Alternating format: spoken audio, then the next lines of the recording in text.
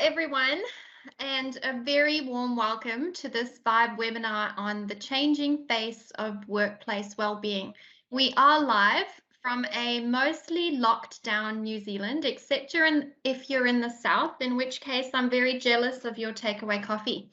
I'm Jody, digital marketing specialist at Vibe, and I am super excited to have you all here. We had over 80 companies register for the call today. So that's over 80 leadership teams committed to improving workplace wellbeing in 80 workplaces. So a big thumbs up to all of you for taking the time. I know it's not easy to find pockets of time in lockdown. In fact, I've locked my kids out of my office. It's a joke, but it's also kind of true because the door is locked. But a massive shout out also to our incredible guest this morning, Jane Davies from the Flourishing Institute. I will introduce you to her in just a moment. Team, you will be muted and your camera will be turned off, but the chat function will be working throughout the session. So at the end of our interview with Jane, we'll try our best to get through as many questions as possible. So as they come up and as you think of them, just add them into the chat. So a quick recap around why we're all here. 18 months on from the start of widespread lockdowns, we find ourselves in this new normal, and workplace wellbeing has become a crucial focus. I'll never forget joining one of New Zealand's largest employers, a Clue. It was a big red coloured brand, the day before New Zealand's very first lockdown last year. And in that role, I was responsible for influencing the well-being of 2,000 people, which was a terrifyingly tall order. So I will also be sharing some things that I've learned along the way, sometimes the very hard way. So prior to our session today, I had a chat with Jane, and she said something that shocked me, and that was that if you or I ran into some serious mental health challenges today, we'd go onto a wait list months long to see a clinical psychologist. And the truth is we shouldn't have to wait months long to work on our well-being. So that's what Jane is here for today, to help us to start right here, right now within our teams at work. Jane is a super smart lady. She has a master's degree in psychology. Her LinkedIn profile says that she specializes in delivering evidence-based positive change programs to support resilient and agile workforces. We all need some of that, right? So what we've asked Jane to focus on today is what has changed, what smart companies are doing to support team well-being. And then her brief was that all of us would love to come away with some super practical things we can do immediately, that we can use even before tomorrow. We also have on the line the CEO and founder of Vibe, Vaughan Reed. Hi, Vaughan. To talk about how to get better cut through for your wellness messaging with an increasingly distracted digital workforce.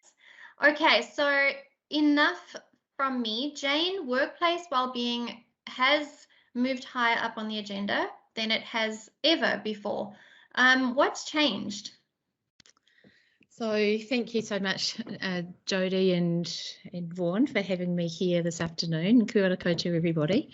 So what's changed? Well, I think there's probably three things that I can think of. And the first one is that organisations are realising that their standard offerings around wellbeing, which is often what we call the 3 Fs, so fruit, fitness and flu shots, probably don't cut it anymore.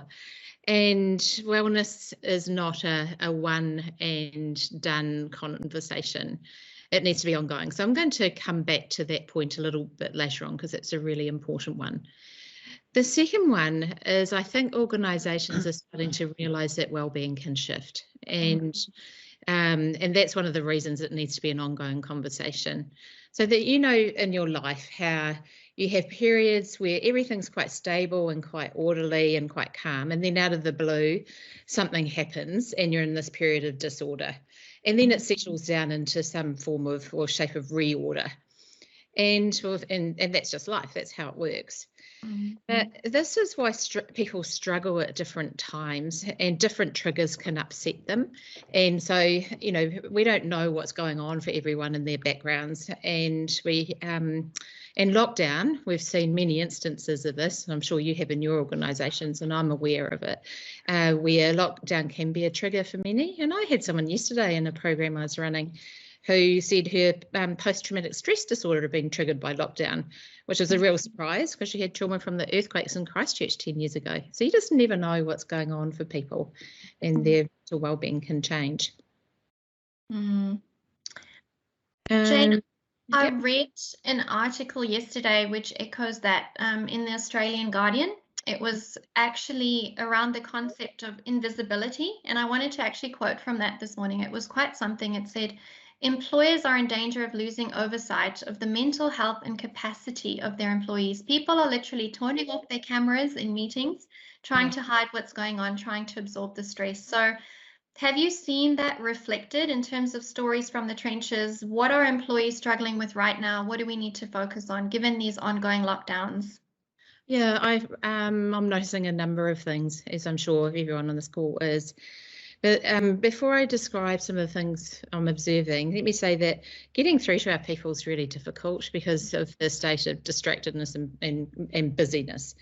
And so just getting people to stop, and focus on themselves and do something to learn a bit more about their well-being is quite difficult to kind of get that cut through. So, well, what would you do? Well, there are two things I think that people need at the moment. And the biggest issue for employees, because I want to talk about two things. I'll talk about employees and then I'll talk about leaders. So employees, the biggest issue right now is dealing with anxiety, rising levels of anxiety. And this is mostly due to the situation we find ourselves in, which is open-ended uncertainty. And that is a real challenge for our brains. Our brains don't cope with it because it means that, our brains interpret it as being unsafe. And so we go into the self-protection mode, it's called. So what we know is that with all of this uncertainty, from a research perspective, we know there's an increase in anxiety and increase in negative emotions. So things like frustration, worry, and anger have risen. And also distractedness. So it's impacting on people's ability to focus their attention and get their most important work done. And don't forget, there's many people who came into this time already tired. They've had a year of, a struggle, a bit of a battle. So they're coming into this already quite tired. So people need to know that what they're experiencing is normal. So how to stay calm, how to deal with negative emotions, how to keep things in perspective, and how to just notice when their minds are making up stories that aren't that helpful. So I think that's what a lot of people need right now. And then leaders, we need two things from leaders that are incredibly important. The two things are clarity and caring. And this is where it's quite challenging to do. You've got to be able to hold both as a leader. Clarity, this is so important. People need to know what your expectations are around delivery. So deliverables, your objectives, what you need to deliver, kind of this week. Because at the moment, a lot of people are stressed because they are uncertain about what their managers want. They're putting expectations on themselves and then they can't meet them, and they're making assumptions rather than actually asking. So, provide people with clarity at the same time. Check in as often as you can with them about how they actually are. And you've got to listen. Yeah, Jane, I think that's a valid point about it being really different, managing the first lockdown to managing multiple lockdowns, which we find ourselves in now. It's shifted, and how we manage that has shifted. So shifting gears a little bit into solution mode, how smart companies are handling this new normal. So I mentioned I worked for one of New Zealand's largest employers for the first year of lockdowns, and that was the baptism of fire for me. I remember at the time we were supposed to be moving into our new home, and all building, of course, ground to a halt. I found myself managing a COVID response strategy for one of New Zealand's largest employers from a one-bedroom Airbnb with 2 kids who were sleeping on camping stretchers. And that was, as awful as it sounds, fantastic, because my own personal mental health was being tested and I knew what people were facing and feeling. So before you dive in, Jane, with some real practical advice, I wanted to quickly share just 3 key thoughts up front around being the person leading workplace well-being efforts. We do have a little slide, Vaughan, if you can pop that up, that would be amazing. But the first is that I found that scared people become scary people. And I'll say that again, scared people tend to become scary people. So again, I second what Jane said around the reassurance. Your job is safe, our company is safe. People really need to hear that. The second is that what I find really comforting is you don't need to have all the answers. You just need to consistently point people to where they can get those answers. And the third, I was reading about this yesterday actually, and that is role modeling. Storytelling is powerful when it comes to showing people it's not okay, it's okay to be not okay, but even more powerful is story showing, which is when you role model taking time out for lunch. I had an incredible manager where I worked prior, her name was Sarah, and she used to do this. She used to book time out for lunch. So she did it herself. And that was a powerful thing. So yeah, just three quick things from me. Back to Jane. So Jane, can you share some general principles around designing workplace wellbeing programs before we dive into the specifics? Sure. I think one thing that's really important is that mental well-being initiatives need to be for everyone. And I think one of the problems we've had in the past is they've tended to be exclusive. So it might be if you've got a big head office, they got the mental wellbeing training, or it was just for leaders, and the people kind of out in the field would miss out. So I think there's a trend towards inclusivity, which I think is fantastic. And obviously technology has made this a little bit easier. But I think workplace wellbeing initiatives need to be offered to everybody, not just people in select positions or at certain levels. And the second thing, in fact, there's 3 things I want to mention. The second one is don't wait for crisis times to teach people this stuff. And I'll share a quick story about that. And this happened this week for a client I talked to 3 years ago about doing some workshops around wellbeing. They ummed and ahed and then put it off, and I hadn't heard from them for 3 years. And then all of a sudden this week they said, okay, and this is a large organisation, and this woman said, can we have 1 hour for our 60 support office people, our franchise owners nationwide, and yeah, so just a 1 hour workshop.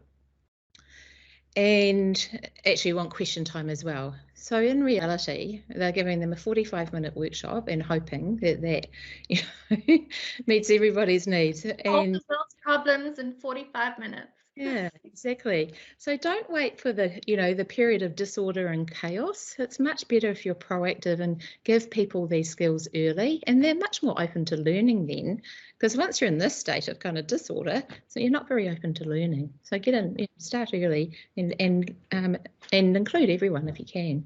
The last one is try and take a holistic approach. So what I'm a whole person approach, as in some interesting organisations, what they're doing is they're starting to include more than just their employees. And I've noticed this, a year ago, I was doing a lot of workshops with teams based all around the world.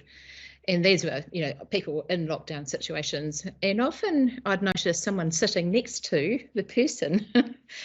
And then I realised that, there's often a husband and wife or a partner sitting there listening in. And I said, well, why don't we offer this up to, the whole family or people who are in your bubble or in your household? Why don't we include them rather than exclude them? And so I'm finding that, a number of organisations are now doing it, and that's wonderful. I think that's absolutely fantastic. So it's that recognition that every team member's wellbeing actually extends beyond themselves, and if you can, you can teach a lot of this stuff to kids as well and to teenagers.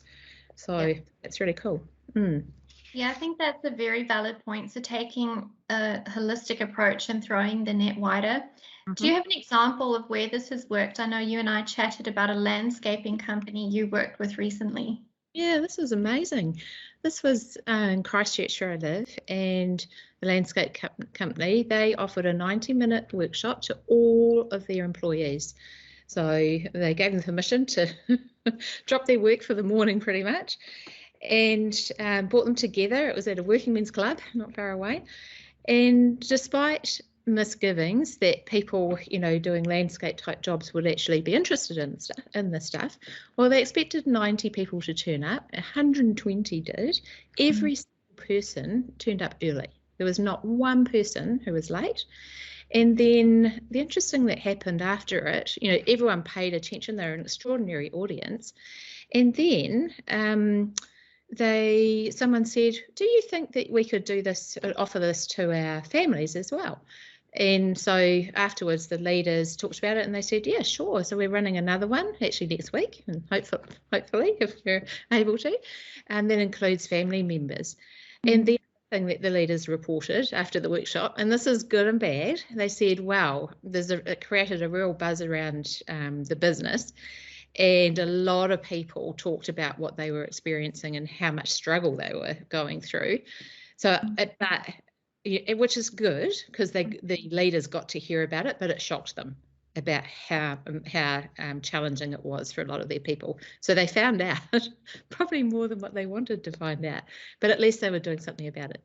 Yeah, that's awesome, Jane. So workplace wellbeing is for everyone, taking a holistic approach beyond just the employee, and then thinking about more than just a one and done event.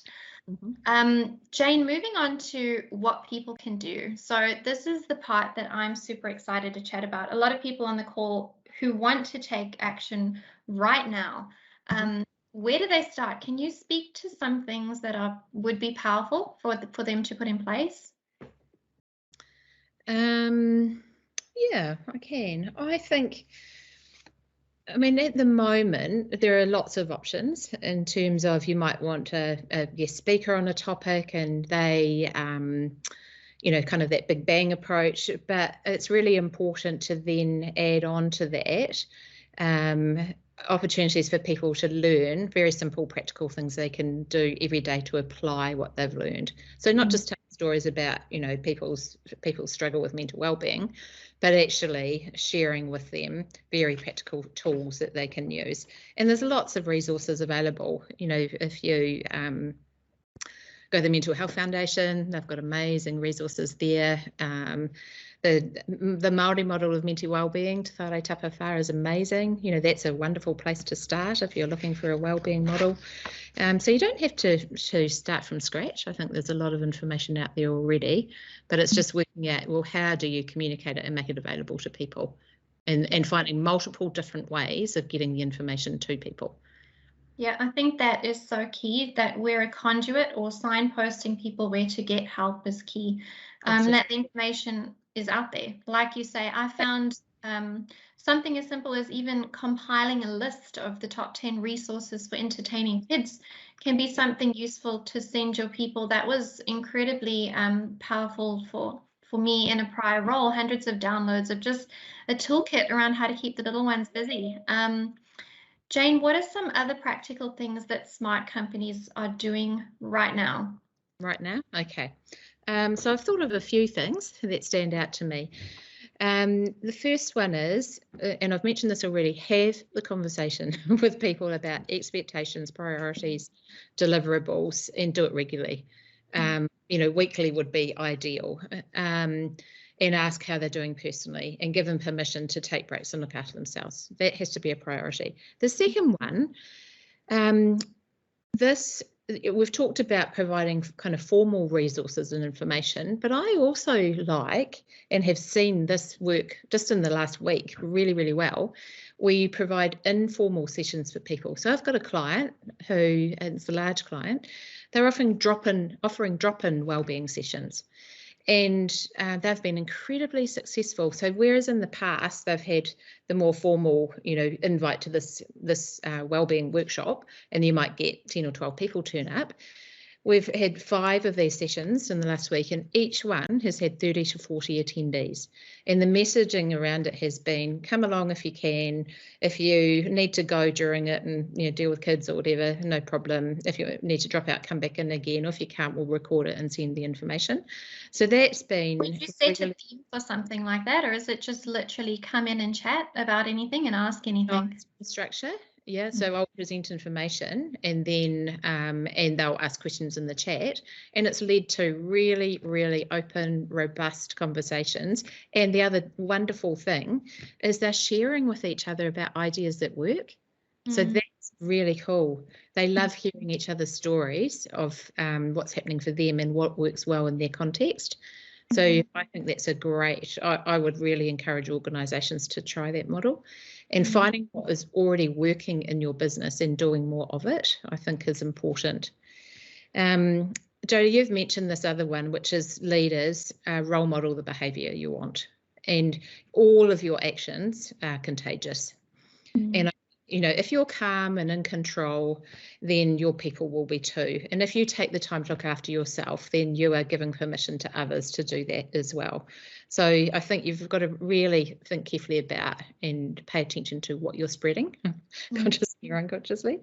And then finally, give messages of hope. This is temporary. This too will pass. But in the meantime, yes, it's going to be hard.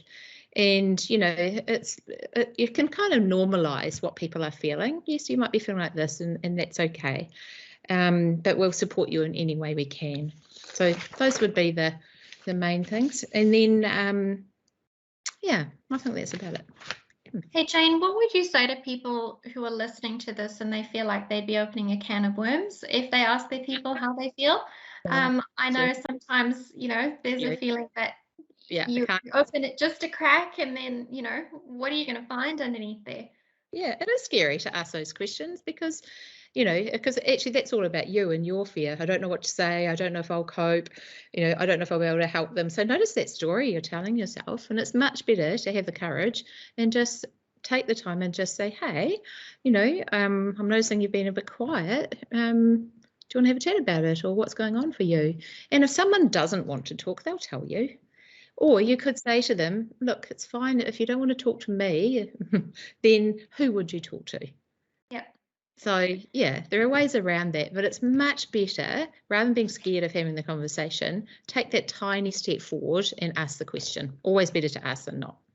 Yeah, it's incredible to me how simple those actions are, check in, provide clarity, but how powerful they are. Yeah. So yeah, a lot of good actions to consider taking.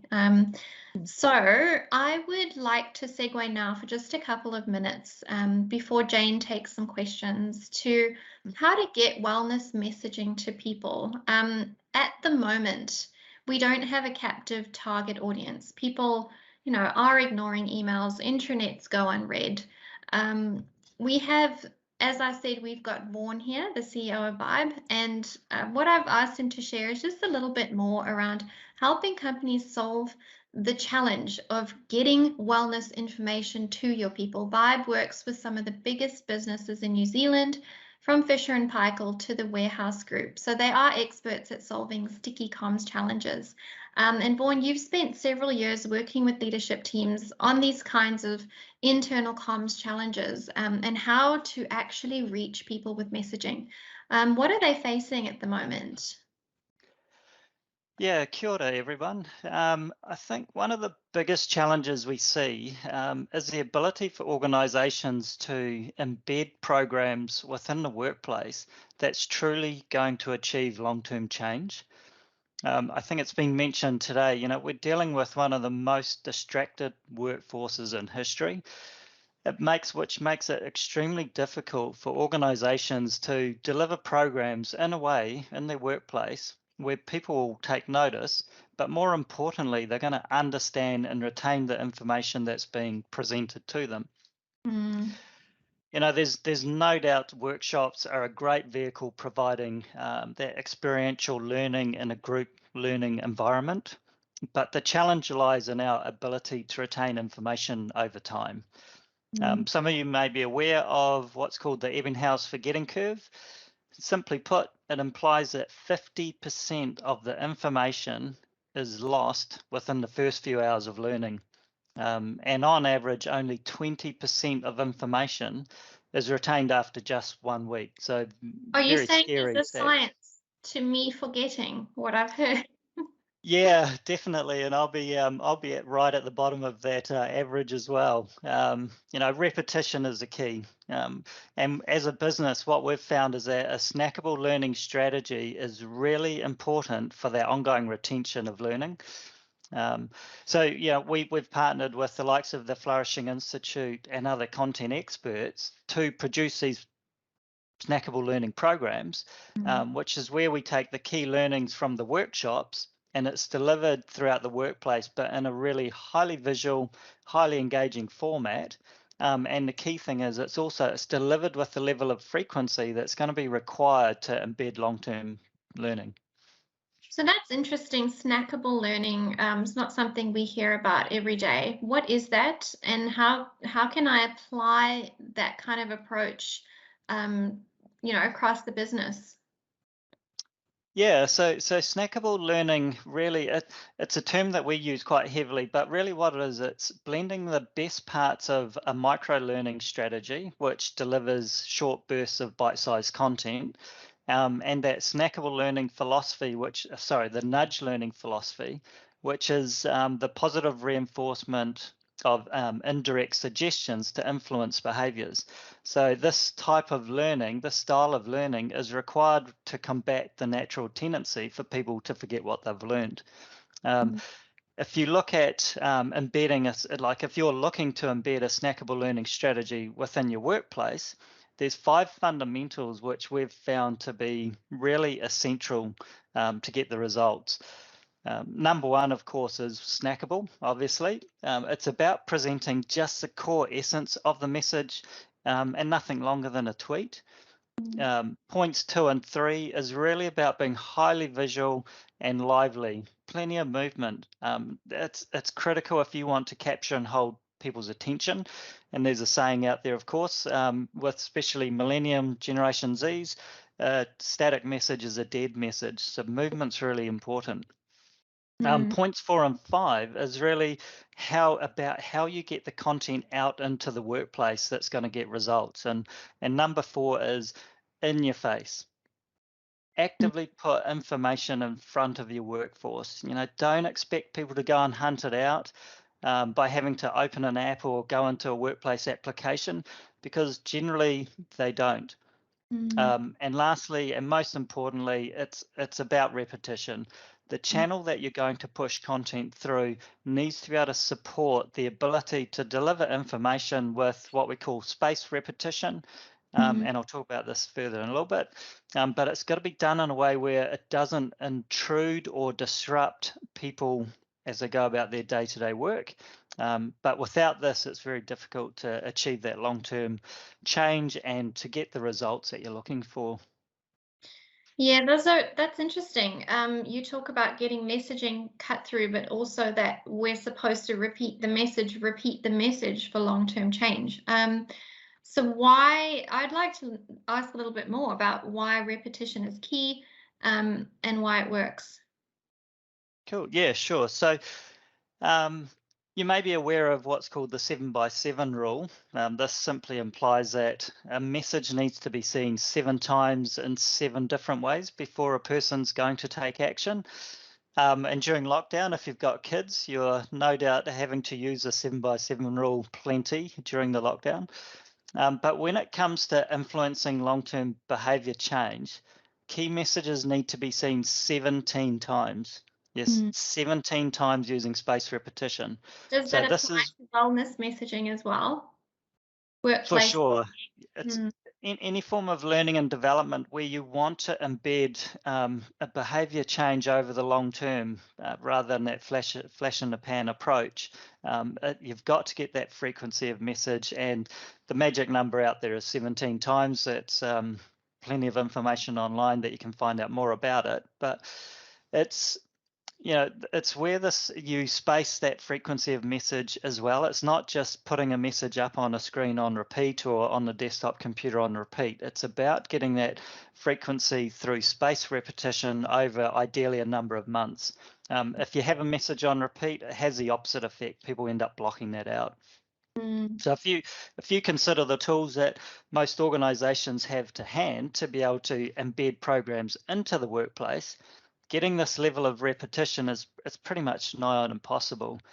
You just imagine sending out an email or posting up the same message on Facebook Workplace or Microsoft Teams. You do that 7 or 8 times and you'll infuriate people, let alone 17 times. And probably the most person that'll get infuriated is the person having to push that message out as well.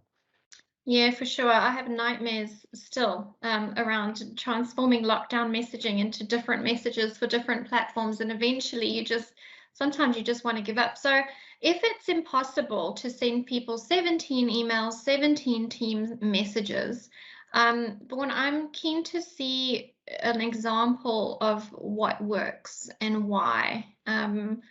Yeah, maybe you can just bring up a little bit of an example for us comms-wise of what these companies are doing to keep people engaged. So this is an example of, I've got 3 examples up on the screen that will come through in a rotation of the Flourishing Institute Snackable Learning Program.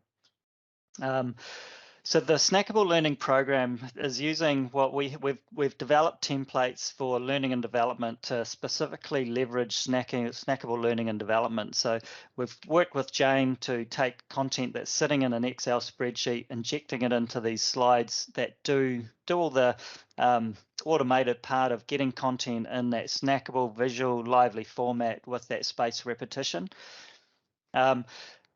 The organizations that we work with and the channels that we find that are the most effective when you consider the 2 fundamentals around the delivery, which is repetition and being in your face. Digital signage screens, placing common areas around lunchrooms, perfect for your deskless workforce, but also great for your office staff. We also use channels such as the web browser homepage. So every time you open your Chrome browser up, your communication channel, as you see it on screen at the moment, is in people's face. Screensavers are also great. And now these are the web browser and screensavers are really ideal for that at-home remote workforce as well as people in the office. So the programs are structured in a way. So the slide that you're seeing up on screen now, it's the first slide that you saw, but with a different message. So each time the program comes up on the rotation, it shows in the slide, you'll see a different message being pulled through. So you're not just getting the same message on repeat.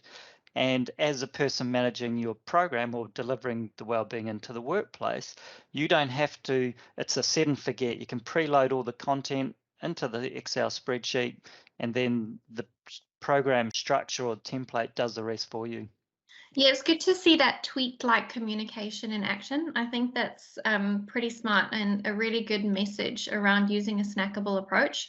Vaughan, can you tell us about an example where this snackable approach has worked within a workplace? Cool. Yeah, so a good example would be where we've helped an organisation embed their own program into their workplace was Fisher & Paykel Healthcare. They approached us to be able to take their Kimiora program and they wanted to embed that into the workplace. What is Kimiora, Vaughan? What program is that? Is that a wellbeing program? So Kimiora is a wellbeing program that follows the Te Whare Tapawhā model with the 4 dimensions of wellbeing. So it's made up of a number of modules. I think their program actually has 5 modules in total. And they wanted to get this program out to a deskless workforce. So one of the hardest to reach workforces out there is a deskless workforce. But they didn't want that flash in a pan approach. They wanted this to have make a lasting difference on their staff. So what we did was work with them on the program. They put all their content, their program content together in a snackable format, so real bite-sized chunks of information, preloaded that into a spreadsheet. we custom designed one of our Snackable learning templates to match their branding, and that was then delivered out through digital screens, which they have throughout their campus. They have a number of cafes throughout the campus with digital screens in there. And that whole process from them having to load their content into that snackable format in spreadsheets through to us actively placing it in front of 4,000 of their deskless workers took roughly 2 to 3 weeks. Veronica's on this call, I think, at the moment, so she might be able to correct me on that. She might have some feedback she might want to add to it, the question and answer session.